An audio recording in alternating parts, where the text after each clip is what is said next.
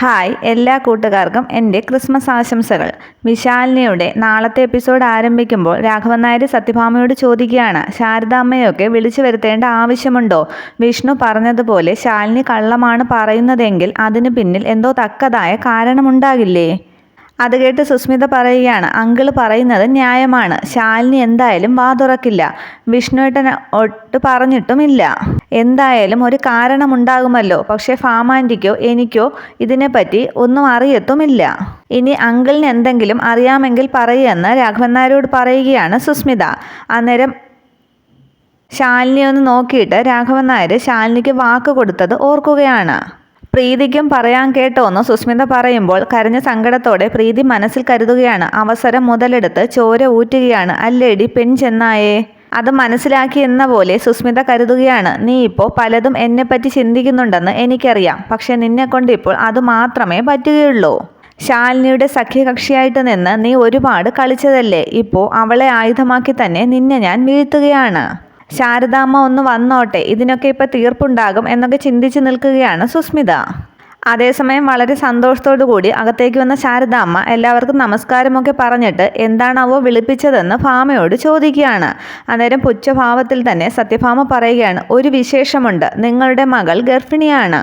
അത് കേട്ട് സന്തോഷിച്ച് ശാലിനിയെ നോക്കുകയാണ് ശാരദാമ്മ. പക്ഷെ ശാലിനിയുടെ സങ്കടം കണ്ടിട്ട് ഭാമയെ ശാരദാമ്മ നോക്കുമ്പോൾ സത്യഭാമ പറയുകയാണ്, പക്ഷേ ഒരു ചെറിയ കുഴപ്പമുണ്ട്. കുഞ്ഞ് എൻ്റെ മകൻ വിഷ്ണുവിൻ്റേതല്ല. അത് കേട്ട് ഞെട്ടി ശാരദാമ്മ നിൽക്കുമ്പോൾ വീണ്ടും ഭാമ പറയുകയാണ്, അവൻ ഇവളെ തൊട്ടിട്ടേ ഇല്ല. അന്നേരം ശാരദാമ്മ ആലോചിക്കുന്നത് അന്ന് സരളയോട് ശാലിനി വാക്ക് പറഞ്ഞതാണ്. സുസ്മിതയുടെ വിവാഹം കഴിയുന്നത് വരെ ശാലിനിയുടെ ജീവിതത്തിൽ ഒരു ചടങ്ങുകളും ഇനി ഉണ്ടാകില്ലെന്ന്. വീണ്ടും ഭാമ പറയുകയാണ്, സുസ്മിതയുടെ വിവാഹം കഴിയുന്നത് വരെ ശാലിനിയുമായി ദാമ്പത്യബന്ധം ഉണ്ടാകില്ലെന്ന് എൻ്റെ മകൻ എനിക്ക് വാക്ക് തന്നിരുന്നു. നിങ്ങളുടെ മകളും അത് തന്നെ പറഞ്ഞു. രണ്ടുപേരും അത് പാലിച്ചിട്ടുണ്ടാകണം. എൻ്റെ മകനുമായി ബന്ധമുണ്ടാകില്ലെന്നേ നിങ്ങളുടെ മകൾ ശാലിനി പറഞ്ഞിരുന്നുള്ളൂ. അന്നേരം സത്യാമ്മയെന്ന് ശാരദാമ്മ വിളിക്കുമ്പോൾ ശാരദാമ്മയ്ക്ക് നേരെ കൈ ചൂണ്ടി സത്യഭാമ പറയുകയാണ്, ശബ്ദമുയർത്തണ്ട ശാരദേ. ശാലിനിയുമായി ഭാര്യാഭർത്തൃബന്ധം ഉണ്ടായിട്ടില്ലെന്ന് എൻ്റെ മകൻ പൂജാമുറിയിൽ വെച്ച് കയ്യിൽ കർപ്പൂരം കത്തിച്ചു വെച്ച് എനിക്ക് സത്യം ചെയ്തു തന്നു. ആരെങ്കിലുമായി ബന്ധമുണ്ടായിട്ടില്ല എന്ന് സത്യം ചെയ്യാനായിട്ട് നിങ്ങളുടെ ഈ മകളോട് ഞാൻ ആവശ്യപ്പെട്ടപ്പോൾ അവൾ അതിന് തയ്യാറായില്ല. ഇതിൽ നിന്നൊക്കെ ഞങ്ങൾ എന്താണ് മനസ്സിലാക്കേണ്ടത് ശാരദേ? പുരാണങ്ങളിലൊക്കെ പറയുന്നത് പോലെ എന്തെങ്കിലും വരമോ ഫലമോ ഒക്കെ കൊണ്ടാണ് ഈ ദിവ്യഗർഭം ഉണ്ടായതെങ്കിൽ അത് നൽകിയ മുനിവൈദ്യൻ ആരാണെന്ന് ഒന്ന് അറിഞ്ഞാൽ കൊള്ളാമായിരുന്നുവെന്ന് ശാലിനിയെ നോക്കി പരിഹസിച്ച് പറയുകയാണ് സത്യഭാമ. അന്നേരം ശാരദാമ്മ പറയുകയാണ്, ഇല്ല സത്യാമ്മേ, ശാരദയുടെ മകൾ ശാലിനി അങ്ങനെ ഒരു തെറ്റ് ചെയ്യില്ല. ഇതിലെന്തോ ചതിയുണ്ട്.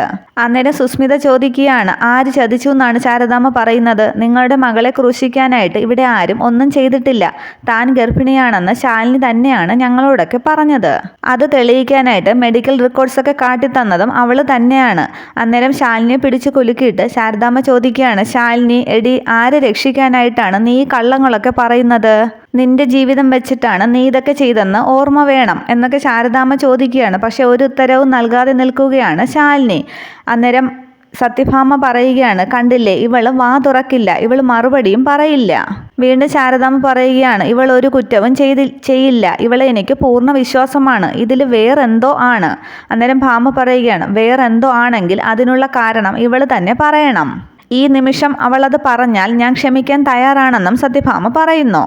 തുടർന്ന് ശാരദാമ്മ പറയുകയാണ്, ഭർത്താവ് കൂടെയില്ലെങ്കിലും നിത്യവും ഈ താലി തൊട്ട് കണ്ണു തുറക്കുന്നവളാണ് ഈ ശാരദ. ഈ താലി തൊട്ട് ഞാൻ സത്യം ചെയ്യുകയാണ്, എൻ്റെ മകള് ശാലിനി ഇങ്ങനെ ഒരു കുറ്റം ചെയ്യില്ല. ശാരദാമ്മയുടെയും ശാലിനിയുടെയും അവസ്ഥയെ കൊണ്ട് ആകെ വിഷമിച്ച് നിൽക്കുകയാണ് പ്രീതിയും രാഘവൻ നായരും.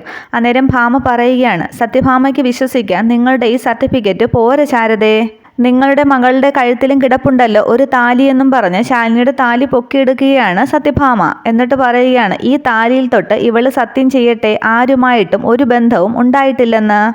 അതേസമയം പ്രീതി സങ്കടപ്പെടുകയാണ്, ദൈവമേ, ഞാൻ കാരണമാണല്ലോ ശാലിനിക്ക് ഈ അഗ്നിപരീക്ഷയൊക്കെ നേരിടേണ്ടി വരുന്നത്. ശാലിനിയെ പിടിച്ചു കുലുക്കി ശാരദാമ്മ പറയുകയാണ്, മോളെ സത്യം ചെയ്യ്, എടി സത്യം ചെയ്യാൻ എന്ന് തുടരെ പറയുകയാണ് ശാരദാമ്മ. അന്നേരം ശാലിനി കരുതുകയാണ്, ഞാൻ സത്യം ചെയ്താൽ ശ്രദ്ധയൊക്കെ ഇനി പ്രീതിയിലേക്ക് തിരിയും. ആ കുഞ്ഞിൻ്റെ ജീവന് വേണ്ടിയാണമ്മേ, എനിക്കിത് ചെയ്യാനാകില്ല എന്ന് മനസ്സിൽ പറയുകയാണ് ശാലിനി.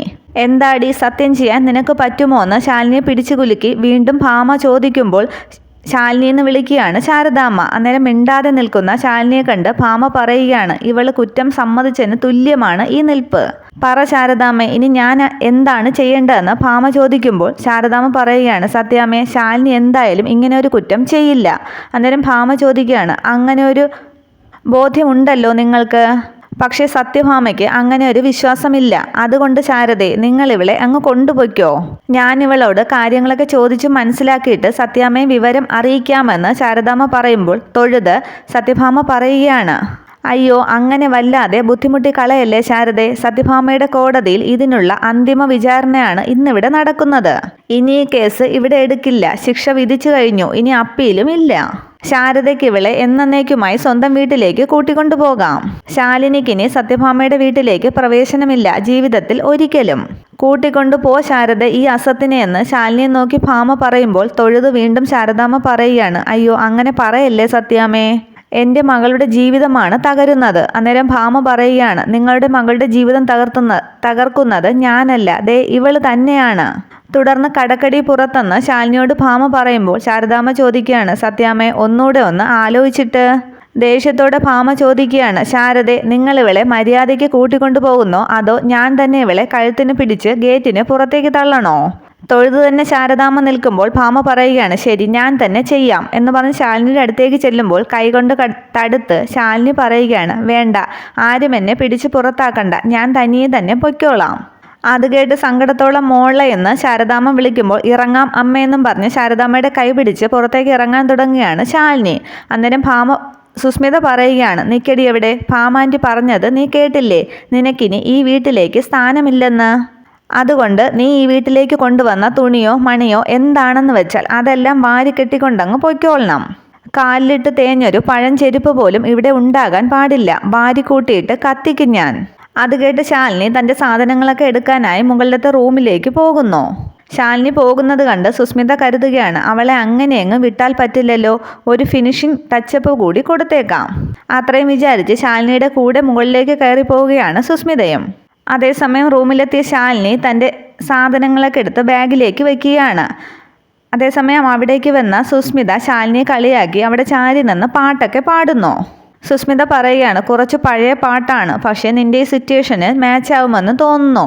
അന്നേരം ശാലിനി പറയുകയാണ്, അപ്പോൾ നീ ശൂർപ്പണകയാണെന്ന് സമ്മതിച്ചു അല്ലേ?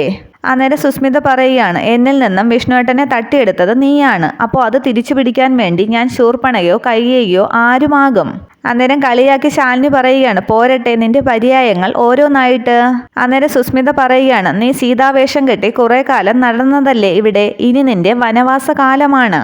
ശ്രീരാമനോടൊപ്പം ഉള്ള വനവാസമല്ല, കളങ്കിനി എന്ന് മുദ്രകുത്തി ഭർത്താവ് ഉപേക്ഷിച്ച വനവാസം. ഏത് മുനിയുടെ ആശ്രമത്തിലാടി നീ നിന്റെ ലവകുശന്മാരെ പ്രസവിക്കാനായിട്ട് പോകുന്നത്? അതോ ഇനി ആ കുടുംബശ്രീ ഹോട്ടലിലോ? അന്നേരം ശാലിനി പറയുകയാണ്, ഏതായാലും സീതയും ശൂർപ്പണകയും തന്നെ ആയിരിക്കും. അത് കേട്ട് സുസ്മിത പറയുകയാണ്, പക്ഷേ ഇപ്പോൾ ഈ അശ്വമേധം വിജയിച്ചിരിക്കുന്നത് ഈ സുസ്മിത തന്നെയാണ്. നീ ഭൂമി പിളർന്ന് നിന്റെ അമ്മയുടെ മടിത്തട്ടിലേക്ക് തന്നെ പൊയ്ക്കോ. ഈ സുസ്മിത ഇവിടെയും. അന്നേരം ശാലിനി ചോദിക്കുകയാണ്, നീ എന്ത് വിചാരിച്ചു? ഈ വിജയം നിന്റേതാണെന്നോ? എന്നാ കേട്ടോ, ഞാൻ അഴിച്ചുവിട്ട കുതിരയുടെ കാൽച്ചുവട്ടിലാണ് നീ എന്ന ഈ കഴുത. അവിടെ കിടന്ന് ചവിട്ട് കൊള്ളേണ്ടത് നിന്റെ വിധിയാണ്. ഇപ്പോഴത്തെ ഈ വനവാസം തിരഞ്ഞെടുത്തത് പോലും ഞാനാണ്. ഞാൻ തന്നെ കഥയും തിരക്കഥയും ഒക്കെ എഴുതി അങ്ങ് സംവിധാനവും ചെയ്തു. ഞാൻ തന്ന റോളിലാണ് നീ ഇപ്പോഴും അഭിനയിച്ചുകൊണ്ടിരിക്കുന്നത്. ഈ വീട്ടിലെ കർത്താവും കർമ്മവും ക്രിയയും ഒക്കെ ഞാനാണ്. നീ വെറും കൃമി. നിനക്കൊരിക്കലും അളക്കാൻ പറ്റാത്ത ഒരു കടലാണ് ഈ ശാലിനി. ഇപ്പോൾ ഞാനൊരൽപ്പം പുറകോട്ട് വലിയുന്നത് സുനാമിയായിട്ട് തിരിച്ചു വരാനാണ്. നീ സൂക്ഷിച്ചോ എന്ന് സുസ്മിതയെ വെല്ലുവിളിച്ചിട്ട് ബാഗും എടുത്തിറങ്ങാൻ തുടങ്ങുമ്പോൾ എടി എന്നും പറഞ്ഞ് ശാലിനിയുടെ കയ്യിൽ കയറി പിടിക്കുകയാണ് സുസ്മിത. അന്നേരം പോടി എന്നും പറഞ്ഞ് സുസ്മിതയെ പിടിച്ച് കട്ടിലേക്ക് തള്ളുകയാണ് ശാലിനി. എന്നിട്ട് ശാലിനി താഴേക്ക് ഇറങ്ങി പോകുന്നു. അതേസമയം ബാഗൊക്കെ ആയിട്ട് താഴേക്ക് വന്ന ശാലിനി സത്യഭാമയുടെ മുൻപിലേക്ക് ചെല്ലുകയാണ്. അന്നേരം പുറത്തേക്കുള്ള വഴി ചൂണ്ടിക്കാണിക്കുകയാണ് ദേഷ്യത്തോടുകൂടി ഭാമ. അന്നേരം ശാലിനി അവിടെ നിന്നും തിരിയുമ്പോൾ ശാരദാമ്മ ചോദിക്കുകയാണ്, ഇവളെ ഇവിടെ താലി കെട്ടിക്കൊണ്ടുവന്ന ആളറിയാതെ ഇവിടെ നിന്നും പുറത്താക്കുന്നത് ന്യായമാണോ സത്യാമ്മേ? ഇതാണോ സത്യാമ്മ പുലർത്തുന്ന ന്യായവും നീതിയുമൊക്കെ? അന്നേരം ദേഷ്യപ്പെട്ട് ചാടി എഴുന്നേറ്റ് സത്യഭാമ പറയുകയാണ്, ന്യായവും നാട്ടാചാരവുമെന്നും ഈ സത്യഭാമയെ ആരും പഠിപ്പിക്കണ്ട. നേരായ വഴിയിലൂടെയാണോ എൻ്റെ മകനും നിങ്ങളുടെ മകളുമായിട്ടുള്ള വിവാഹം നടന്നത്? അമ്പലമുറ്റത്ത് വെച്ച് ഒരു താലി കയ്യിൽ പിടിച്ചിട്ട് എൻ്റെ മകനോടത് കെട്ടാനായിട്ട് ആജ്ഞാപിക്കുമ്പോൾ സാക്ഷിയായിട്ട് നിങ്ങളും അവിടെ ഉണ്ടായിരുന്നല്ലോ. അവിടെ നിങ്ങളാരും അത് തടഞ്ഞില്ല. ഇവളെ മണ്ഡപത്തിലിരുത്തി എൻ്റെ മകന് വേണ്ടി, അതായത് വിഷ്ണുവിന് വേണ്ടി താലി കെട്ടാനായിട്ട് ഞങ്ങൾ കാത്തിരിക്കുകയായിരുന്നു അവിടെ എന്ന് സുസ്മിതയെ ചൂണ്ടി പറയുകയാണ് ഭാമ. ഒരു മണ്ടിയെപ്പോലെ ഞങ്ങളവിടെ കാത്തു നിന്നു. അതിൻ്റെ ന്യായവും നാട്ടാചാരവും ഒക്കെ ശാരദാമ്മ എനിക്ക് പറഞ്ഞു തന്നാൽ കൊള്ളാമായിരുന്നു. അന്നേരം രാഘവൻ നായർ ചോദിക്കുകയാണ്, ഭാമേ, കഴിഞ്ഞു പോയതൊക്കെ ഇനി എന്താണ് പറയുന്നത്? വിഷ്ണുവിൻ്റെ ഭാര്യയാണ് ശാലിനി എന്നുള്ളത് നിഷേധിക്കാൻ പറ്റുമോ? അന്നേരം ഭാമ പറയുകയാണ്, പറയും രാഘവേട്ട. നാക്കി വെക്കാൻ കൊള്ളാത്തത് വിഴുങ്ങേണ്ടി വന്നതുകൊണ്ടാണ് ഇപ്പോൾ ഛർദ്ദിക്കേണ്ടി വന്നത്.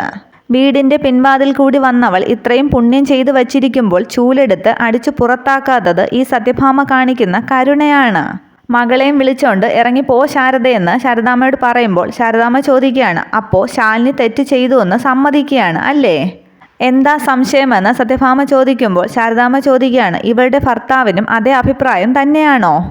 അത് ശാരദാമ്മ തിരക്കേണ്ട ആവശ്യമില്ല. ഞാൻ പറയുന്നതാണ് എൻ്റെ മകൻ അനുസരിക്കുക. വീണ്ടും ശാരദാമ്മ പറയുകയാണ്, സത്യാമ്മേ, എൻ്റെ മകൾ തെറ്റ് ചെയ്തിട്ടില്ല എന്ന് എനിക്ക് ഉറപ്പുണ്ട്. സത്യം സൂര്യനെ പോലെയാണ്. അതിൻ്റെ വെളിച്ചം ആരെക്കൊണ്ടും മറയ്ക്കാനായിട്ട് പറ്റില്ല. സത്യം സൂര്യനെ പോലെ മറനീക്കി പുറത്തു വരുന്ന ഒരു ദിവസം വരും സത്യാമ്മേ. അന്ന് നിങ്ങൾ തന്നെ എൻ്റെ മോളെ തിരിച്ചു വിളിക്കേണ്ടി വരും. നിത്യവും തൊഴുതു പ്രാർത്ഥിക്കുന്ന താലി തൊട്ടാണ് ഞാൻ ഈ സത്യം പറയുന്നത് എന്ന് താലി പിടിച്ച് ശാരദാമ്മ പറയുമ്പോൾ സത്യഭാമ പറയുകയാണ്, അത് അന്നല്ലേ ശാരദാമ്മേ, അന്ന് നമുക്കത് ആലോചിക്കാം. ഇപ്പോൾ ഒരു നിമിഷം വൈകാതെ ഇവളെയും കൊണ്ട് നിങ്ങൾ ഇവിടെ നിന്നും ഇറങ്ങണം. അതേസമയം സങ്കടത്തോടെ ശാലിനി ചെന്ന് രാഘവൻ നായരുടെ തോളിൽ പിടിച്ച് ഞാൻ പോകാം എന്ന് പറയുകയാണ്. അന്നേരം ശാലിനിയുടെ കൈ പിടിക്കുകയാണ് രാഘവൻ നായർ. തുടർന്ന് പ്രീതിയും ശാലിനിയെന്നും പറഞ്ഞ് അടുത്തേക്ക് ചെല്ലുമ്പോൾ വേറെ വഴിയില്ല പ്രീതി എന്ന് പറയുകയാണ് ശാലിനി. വളരെ വിഷമത്തോടുകൂടി രാഘവൻ നായർ ഇരിക്കുമ്പോൾ ശാലിനി തിരിയുകയാണ്. അന്നേരം പെട്ടെന്ന് ശാലിനിയുടെ കയ്യിൽ കിടന്നു പിടിക്കുകയാണ് പ്രീതി. അന്നേരം ഇതൊക്കെ സത്യഭാമയും സുസ്മിതയും ശ്രദ്ധിക്കുന്നുണ്ട്. ഒന്നുകൂടി പ്രീതിയുടെ കൈ മുറുകെ പിടിക്കുകയാണ് ശാലിനി. അതേസമയം ഇത്രയും ആകുമ്പോഴേക്കും നാളത്തെ പുതിയ എപ്പിസോഡ് അവസാനിക്കുന്നു. വീഡിയോ ഇഷ്ടമായാൽ ലൈക്ക് ചെയ്യുക, കമൻറ്റ് ചെയ്യുക. Okay, thank